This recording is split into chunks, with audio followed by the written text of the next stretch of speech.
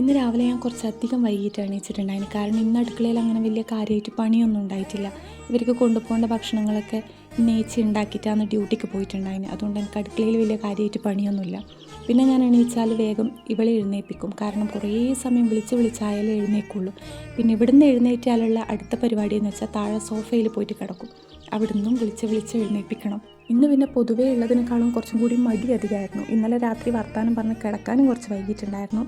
പിന്നെ ഇന്ന് രാവിലെ നല്ല തണുപ്പാണ് അമ്മയെന്നൊക്കെ പറഞ്ഞിട്ട് എഴുന്നേൽക്കാനും കുറച്ച് മടിയായിരുന്നു. പിന്നെ ഉമ്മണിക്ക് കൊണ്ടുപോകാനുള്ളതൊക്കെ ടിഫിൻ ബോക്സിലാക്കി.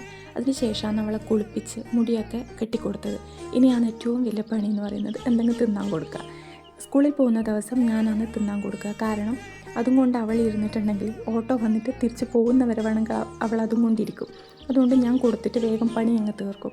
പിന്നെ പുറത്തെത്തിയതിന് ശേഷമാണ് ഏറ്റവും വലിയ കാര്യങ്ങൾ മറന്നുപോയിട്ടുള്ളത് ID കാർഡും ബെൽറ്റിടലും. അതൊക്കെ ഇട്ട് ഒന്ന് ഇരിക്കുമ്പോഴത്തേനത് ആ ഓട്ടോ വന്നിട്ടുണ്ടായിരുന്നു. അപ്പോൾ ഇനി ഉമ്മണീനെ ഓട്ടോയിൽ വിടട്ടെ. Okay, by.